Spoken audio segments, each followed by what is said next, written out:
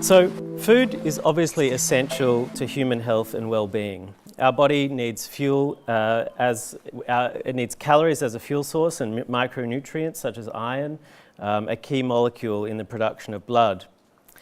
Even though we can survive many days without food, anyone who's ever skipped a meal would know how painful that can be.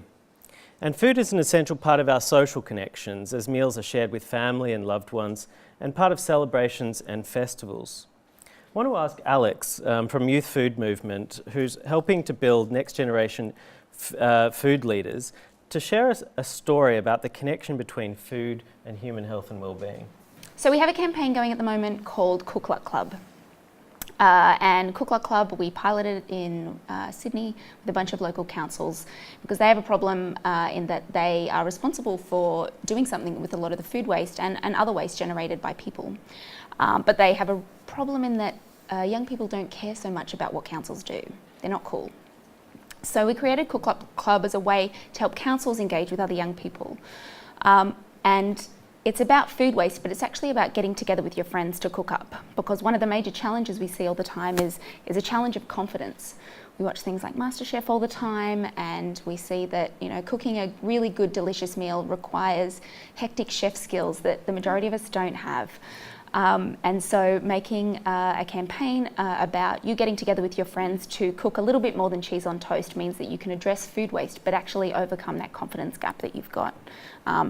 And along the way, when you're cooking stuff from scratch with really what you've got in the cupboard, inevitably you eat less processed foods, and you do eat more healthily as well. So I hope that answers your question.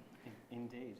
I want to move on to the question of supply and demand, which Tim has already touched on. Is it possible to increase supply forever, or do we need to look at potentially other sources of energy, nutrition and micronutrients, such as insects, for example? Global population is growing at around 150 people per minute. They don't all have to have cars or TVs or computers, etc., but they all have to eat. How often can the world go on doubling food production? It's a really good question. Not many times is the answer. Certainly, with the adoption of conservation agricultural systems, sustainable intensification, I believe that we can certainly meet the target of 2050 and perhaps those coming decades. But we are then going to have to be, if population continues to grow, if we really hit the 19 and 20 billion that at least some organisations are now projecting, then we're going to have to be looking at a lot of other solutions. Certainly, I mean, the sort of some of the ones that have made the headlines are using insect protein, but it could be microbial protein. It could be that a process engineering thing, that you actually take something for your nutrition that keeps you alive and gives you the energy, but isn't that enjoyable to eat, and one can see that may just be a road we have to go down. Either at, you can look at it at either end. In our own, we can make those decisions, and people in Europe are sort of starting to think this way. They're changing their diets quite dramatically in thinking about the environment. So you could think about it at the high level, but you could also particularly think about it in terms of meeting the nutritional needs of people in more severe circumstances, where you're looking at 2 billion people who are malnourished because of an absence of trace elements, vitamins, etc. Not easy, but I would say with the sort of technologies I was talking about tonight, I think we can hit the 2050, 2060, 2070 targets, but we have to be innovating along the way. It will not be business as usual. And as I said before, unless we can get water use efficiency, we're just going to find it hard to hit the 2050 one. I'm just wondering if you can explain to us the food sovereignty movement and why you think that's important. I think food sovereignty probably did come out of a lot of that Latin American struggle around the massive push throughout the 20th century. And I think I think you made the point about the difference between food security and nutrition security. So throughout the 20th century, there was this real push for food security, which was let's get enough calories and, let's make sure people are eating. And a lot of that came with a lot of global development efforts and a lot of international programs and things like structural adjustment programs where money was given to communities to develop with the idea that they should just eat enough food. And that often pushed into these big farming changes into commodity crops. So you're seeing those big global suppliers of things like oil crops and corn and everything. But in doing so, farmers may have stepped further away from growing, they may have grown 23 of different crops on their family farms and inherited those farms generation to generation, and they've been pushed into these global supply chains. So this is a real push by farmers to say, we deserve the right to decide what we grow, how we grow it, when we eat it ourselves, who we sell it to. And that often can be changed by these big global things. One of the really interesting examples is in the Pacific Islands, there's a big problem around consumption of high-fat meats. And the health ministers have said, look, we know that this is a huge thing. We know that there's these huge rates of cardiovascular disease. We need to stop eating. So there's things called mutton flaps, which is basically like the fatty bit of a sheep's rib, and turkey tails, which is basically turkey's fat bum, deep fried and very, very delicious. But they're offcuts from these global meat industries. And, so there's American Thanksgiving, everyone's eating turkeys, but all of that fat, all those offcuts go somewhere and they get sold to different prices in Pacific Island countries. The health minister's sitting there going, please stop selling us this meat. We don't want this, it's killing our population. And the trade minister's saying, well, we're not really allowed to enter the World Trade Organization and these trade agreements unless we keep agreeing to take all these offcuts from the global meat thing. So you get these incredible tensions where the fisher folk who have been the traditional food suppliers of that kind of diet are completely subsumed into these global political machinations. And so food, at its core, food sovereignty is saying we want the right to decide our own food and production. Food is an issue that really touches everyone. Every single one of us has a relationship to food, and it also touches almost every government department, from agriculture to water to trade to diplomacy to health. And that's a really complex system because it really doesn't fall into a one portfolio. There's no department of food. Muthan, in your experience working in complex environments, trying to really steer that policy change between government, civil society and private sector, I wonder if you can tell us the insights that you've gained about brokering those collaborations to ensure that we can actually deliver on some of this much needed change. Yeah, good evening everyone. I think, well, maybe I can pose it back as a question to the audience. And I'd really love a show of hands of, following Tim's wonderful talk, how many of you felt overwhelmed by the amount of information and the challenge that's, And so, as we've already discussed, food is one of those resources, water, energy, that really touches everybody. It's not like dealing with a particular health issue that may be targeted to a particular population. So we do need to take a kind of very large systemic view of the problem. The thing about the systemic view is that it's incredibly vast, touches a lot of things, and you start to see different actors, different incentive structures.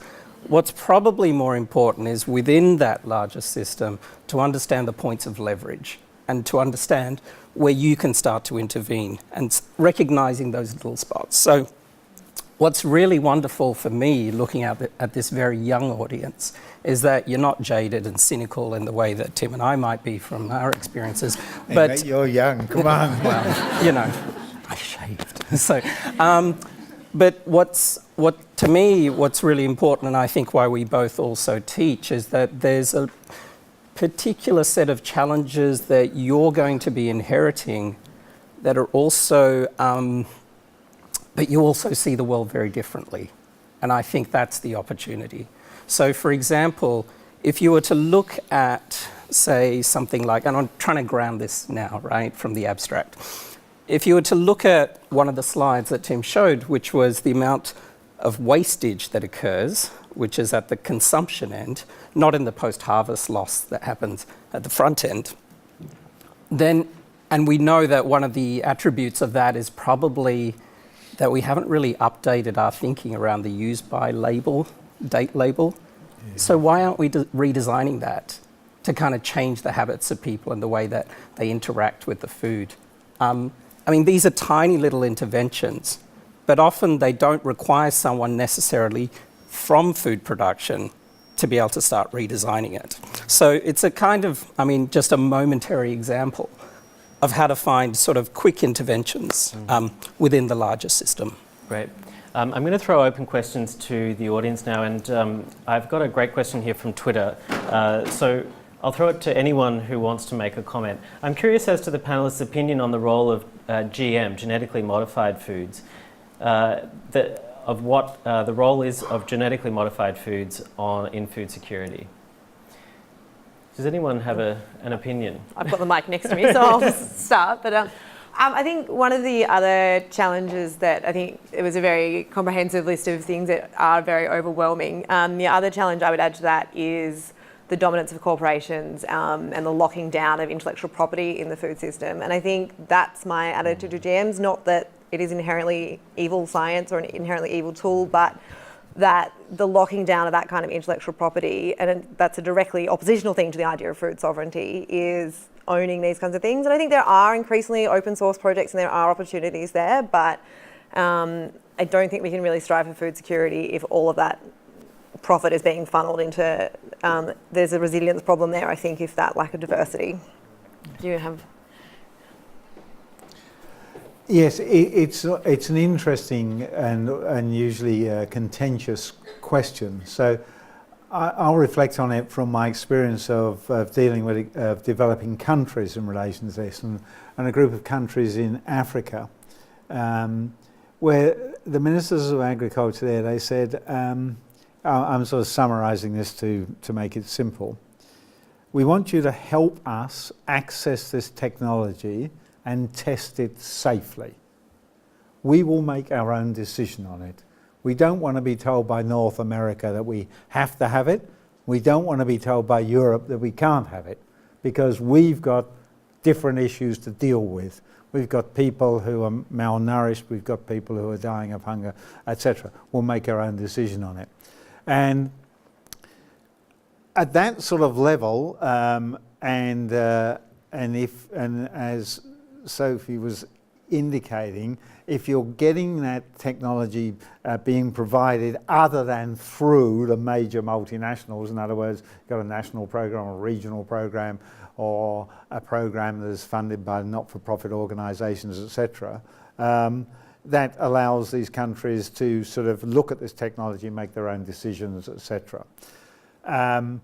But you know, Sophie's right that that the cost of these technologies, the stewardship of them is so much that only the biggest countries can afford, biggest companies can afford to run these technologies out there. Having said that, one of the things that is happening fast is that the way that we do need better varieties, because if you can make a farmer go from variety A to variety B, and variety B is more nutritious, more drought tolerant, more heat tolerant, more pest and insect resistant, more water use efficient, etc. It's a tremendous technology. So new varieties are important, but they don't have to be GM. But the way that the genetic technologies are going now, with genomic breeding, which is not GM, it's quite likely that some of these breakthroughs, not all of them, certainly not the sort of the herbicide resistance, etc., that's there now, but the breakthroughs in nutrition and stress tolerance will come from advanced breeding technologies that are not GM. And just a quick follow-up to that, are there any places around the world where the regulatory environment is encouraging this kind of innovation? Yes, so in relation to probably in my mind when I was talking about this is Kenya. Kenya's been right on the front foot in this and have had technologies made available to them, mainly in relation to stress tolerance, insect resistance, etc., but heat and drought as well. And there are a range of varieties now that have come up from both the non-GM program and the GM program that are being evaluated, and the government will make its own decision on them. And although, and they won't be tied into, as Sophie was saying, they won't willy-nilly be tied into Bayer or Monsanto, etc. Did you want to make a comment? I was just going to say that for me, GMO, aside from the technology, it represents one of those things that the topic itself actually holds us back from progress because it's so sensitive. I really wanted to just hear what Coles and Woolies thought. And I think something like GMO, it's actually up to us as individuals to find a point of unity and common ground with someone who doesn't necessarily agree with you. I think open-mindedness is an incredible asset for society going forward. And I think that that's something that we can all do in and ourselves. Yeah. So next question is coming from Twitter. What happened during the Green Revolution of the 80s? Are there lessons we can learn from the previous food crisis? As anyone from South Asia will tell you, at the time, it's estimated the Green Revolution has saved 1 billion lives. And it was addressing, as a lot of people in India will say, they were living from ship to mouth. Food had to be coming in, and then suddenly this all turned round.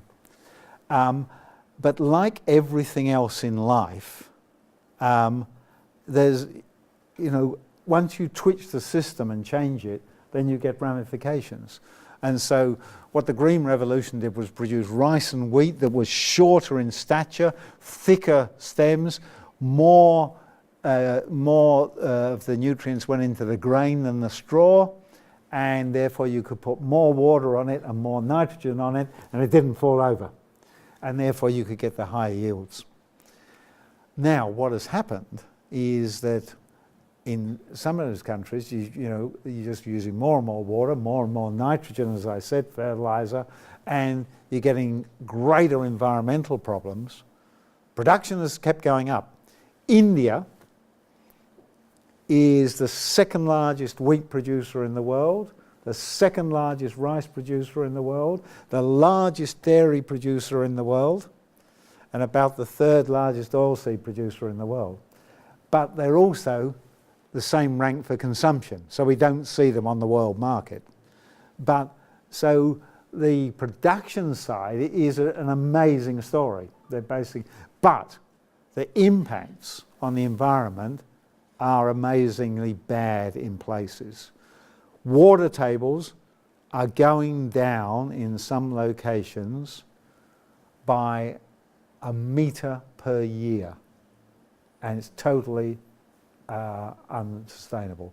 So the message from that is, the lessons learned, which is what you were saying, Lloyd, is that sustainability is a moving target.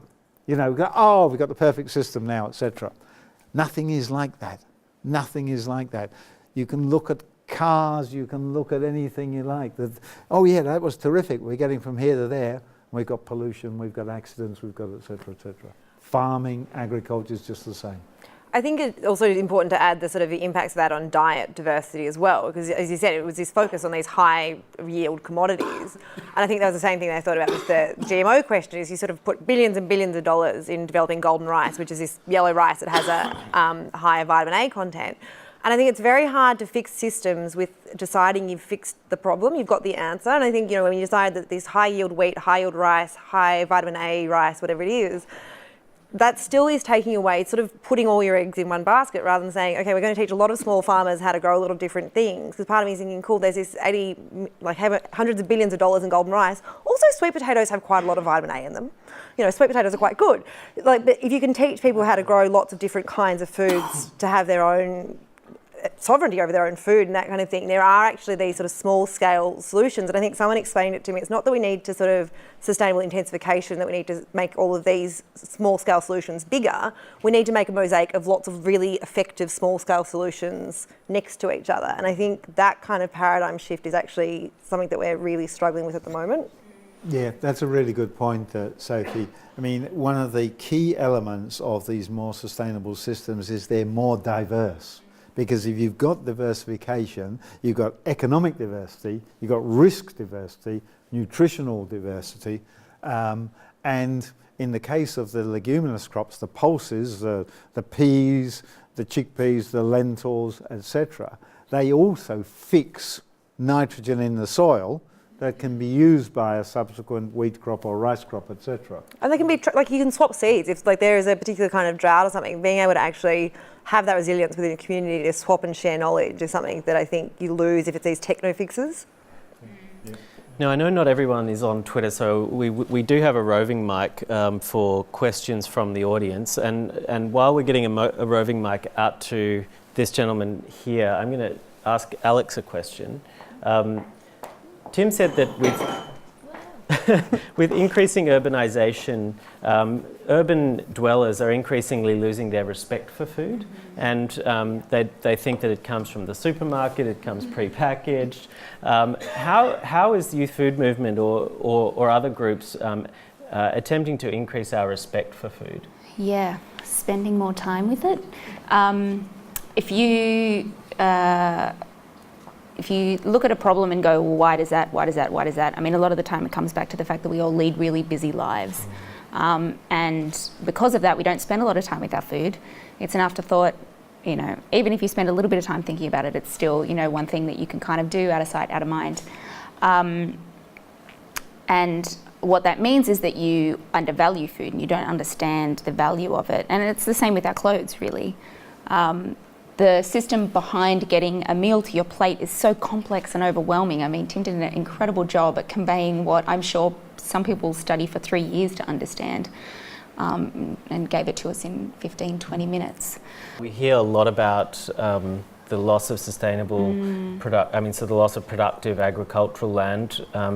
Yeah. Can that be replaced on rooftop gardens or industrial redevelopments in order to reconnect with our food in cities? Yeah. We were chatting about this on the phone beforehand. The function of a community garden is not about feeding the masses of the city. The function of a community garden is to help people value what it is that they don't understand and they can't see, because a packet of chips teaches you nothing about potatoes.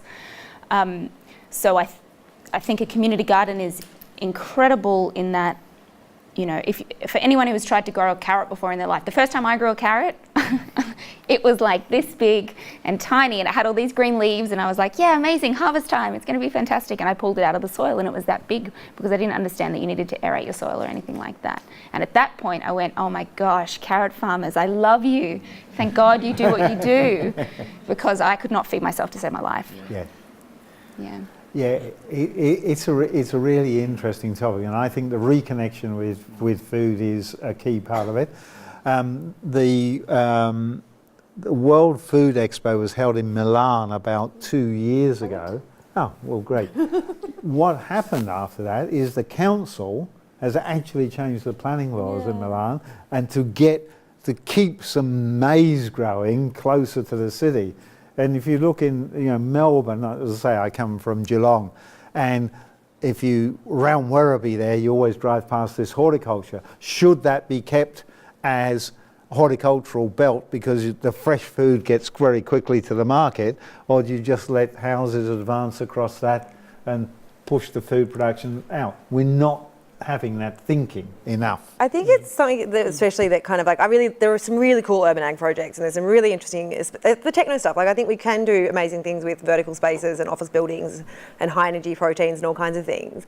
But a little part of me worries that kind of like, cool, I'm doing this groovy inner city thing. I'm like, who's actually, like, does that replace our imagination of what a farmer is? Because something that you said as well, when you said, oh, you know, there's a piece of fresh food, there's a farmer at the beginning of it. And I thought, well, there's actually a farmer at the beginning of the packet of chips as well. And we really need to understand the energy and the labour and the rural communities and the expertise that goes into a lot of different kinds of commodities. So we can do really cool things in cities, and we should be, but we need to learn that there are broadacre farmers that have been doing it for generations, and to get that imaginary of who those people are back into our conversations, I think. And I worry the urban ag conversation overwrites that a little bit sometimes.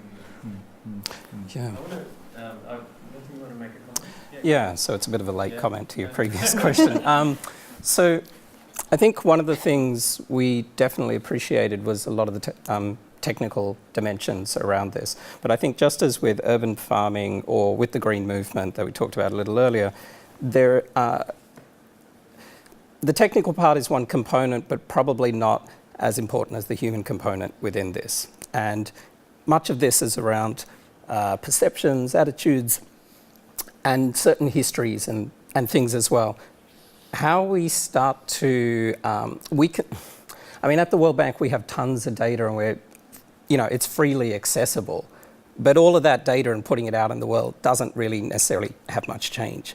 So the real question is what's really missing? And what I find is that whenever we have conversations of challenges working at the global scale, there are people that have a particular vantage point and understanding of systems there, but are completely disconnected with what's happening at the ground scale. And so, I was at this conference once, a World Bank conference, and someone said to me, I really hate bottom-up solutions. They're just top-down, upside down. And that really stuck with me, because I think what we don't have are enough of those intermediary platforms where you can bring the frontline sensitivities of people working, resource poor farmers, for example, up to that level, but at the same time, the technical resources and understandings from people at high levels with hands on big levers, so to speak, and bringing that platform should be where the conversation is had. What we're not very good at, as I've realized at the World Bank, is we have enormous convening power, but we don't know how to design the conversations once we get people to it. And so I think this is where a lot of the new kinds of activities are that are necessary. Give yourself a bit of credit for the amount of agency that you have in the world. I think in the last couple of years, I've just been pissing people off constantly, emailing you, being like, do you think we could just change this a bit? And we could just change this a bit. And the thing that has shocked me constantly is literally no one's ever really said no. They're like, okay, yeah. And so, you do get funding for things. Or you say, look, can our whole office, can we start composting? Can we put in a worm farm? Can everyone stop using single-use cups and start using reusable cups? Whatever it is, it could be something little, but I think the amount of satisfaction a group of people get from achieving a thing and being successful at it together gives them a lot more agency to change the next thing and the next thing. So I think just pick something, anything, a little thing, and try and get a whole, whether it's your family, your office mates, your friends, whatever it is, to get them collectively working on a thing, I think often tips in to the next 10 things. So just, don't know, what could be anything, but... 3 things to that. The first thing that I've noticed in convening a lot of multi-stakeholder conversations is that nobody in the room, no matter how much expertise they have, has a complete understanding of the whole picture. Everyone arrives at the table with an incomplete understanding. And partly because the mental models that people are operating from are from a particular vantage point. So that's the first thing, to know that those who hold the title of expertise aren't necessarily the ones who have the greatest agency in the system. The second is that leadership is an action, not a title, right? So again, you don't have to hold the title to feel that you need permission to act on these things.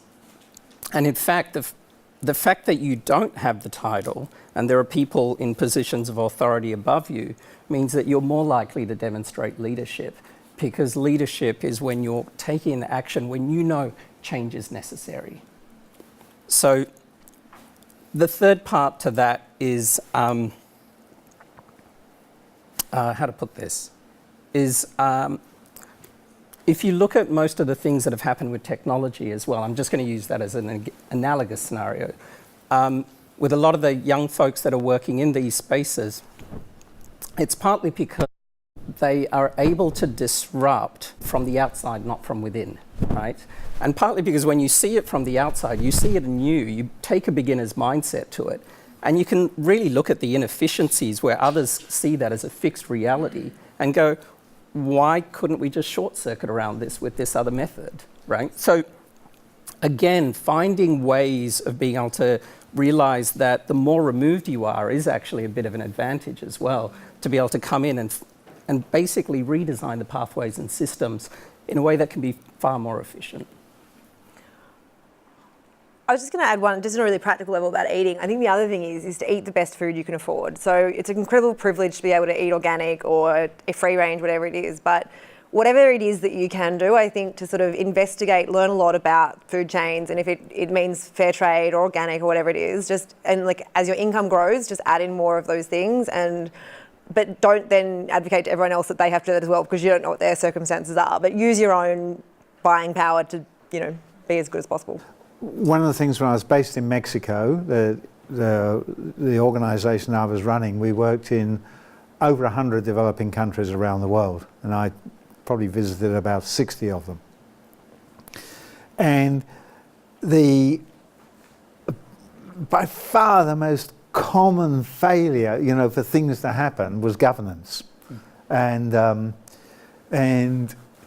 for a whole range of reasons. I mean, at the extreme, where you've got conflict, and when you look at the TV and you see those armoured vehicles and all of those things going across land, that's farmland most of the time. And a lot of the places where we were working, that gets landmined. So even when the conflict stops, people can't go back and produce the food from their farm because of those sorts of things. So that's the extreme. But just the lack of support for agriculture, in so many countries is incredible. And when you see, it working better, you just think, well, why can't others do it? And I think one of the things is that sort of comes back to your more specific points, is that the sort of, the easy way to do this is to let the multinationals in and, let them handle all of that stuff about supply and demand and et cetera, and you end up with what you've talked about. Corporations are getting really smart about this stuff, and they're doing these really interesting things. I mean, the Amazon and Whole Foods things is scary, but it's amazing and interesting as well. Like that Amazon waited until they had all of that tech perfect before they bought any bricks and mortar, and that's a really smart model. What it means for consumers, who knows? But I think the responsibility we have as citizens is to start understanding these things and to really get in policymakers' ears and say, we know that this is happening, we know that the privacy issues are here, we know the food security issues are here. And I think you made the point before, we don't have a food portfolio, we have a trade minister, we have health ministers. Find out who has executive power over those kinds of parts of the food system and really make it your business to learn things and then to articulate them in simple, clear ways, because this stuff is big and scary and complicated and it's hard work. Yeah, and that was part of the reason I said emphasising the nexus issues. That we too often, governments will make a decision around low carbon energy. One of the solutions around the world has been biocrops, biofuel crops. That actually exacerbates the food challenge, because you've got the same land, the same water, the same producers, etc., producing fuel rather than food. Or people will come up with a solution, and I mean, I'm not suggesting at the moment, but we've got the new snowy hydro scheme at the moment.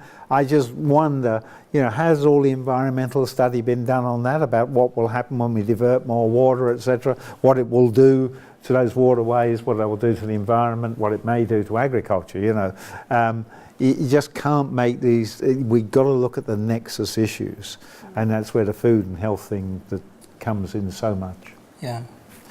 I think, when I was younger, I used to go to protests against the World Bank and the US military, change from within. So what I did discover, though, that, I love my colleagues, and working with folks in the military as well, these are some of my favourite people. And partly because we're operating from certain perceptions, and it was a lot to do with the power dynamics, as you put it, that I felt I was challenging. But working from the inside and seeing all these wonderful people who come with good intent, and there are people at Monsanto that feel the same thing, right? Mm-hmm. That they are tackling the biggest issues in the world. What is, to me, is not the problem of the people necessarily, but the perverse incentive structures that sit within this system, right? And so those are made of human hands, and we can re-engineer those. And so how we begin to target those, to me, that's the kind of acupressure point we want to be working on. Yeah, good point. Now, we've just got 2 minutes before we need to wind this up, and I thought it might be a good way to bring this to a close to talk about food waste. You mentioned food waste as being a massive issue in North America, Oceania, the kind of rich industrialised world that has really lost the respect for food throws out fresh food that just hasn't been cooked. I feel like that's something that we could take action on ourselves today, tomorrow, in order to make a real difference if we did that at scale. Does anyone want to make a comment about kind of advice for people who might be here or listening outside the room for what we can do now to reduce our food waste? I'm going to say something a bit, not necessarily controversial, but I think Alex is probably better to speak about all the really practical things. They do, YFM do amazing programs at that. But the one thing I really want everyone to do is go bug your council and state government about building infrastructure. We've had a lot of talk about personal responsibility, and we are all learning to do the things about saving our own food. But the thing we need now is really good infrastructure so we can have a bin, a recycling bin, and an organic waste bin. Because I think all of our personal actions need to be met with like institutional infrastructure, policy, legislative actions as well. So bug your politicians. And when they do that food waste trial, because it's coming to your council area soon, there are so many local councils are trialling it, say yes and do the bin thing and try and make it happen. Other things that you can do, number one, really easy, do not take food to dinner parties. Just turn up without food. You're not wasting food. You've saved yourself money. There's always so much food at these things to go around. You'll be fine. Another thing you can do is, if you live in a share house or even if you live, on your own, have a space right in the middle of your fridge that is for the food that is about to go off. Not the slimy stuff, but the stuff that, like a bendy carrot or whatever. Cook it. If you fry it, it's fine. You don't have to eat a bendy carrot raw. That's gross. No one wants to do that. And also know things that you can freeze. So we have a bunch of videos on YouTube if you're not sure of what you can freeze, but you can freeze avocado, you can freeze milk, you can freeze tomatoes. It just means that, if it's about to go off, and you're going away for the weekend or you'd rather go out to dinner with your friends, that's totally okay. Just chuck it in the freezer. Know that it's there because also things die in the freezer, so watch out. But yeah, really, really simple things you can do. Anyone else? No? All right. Well, join me in thanking the panel.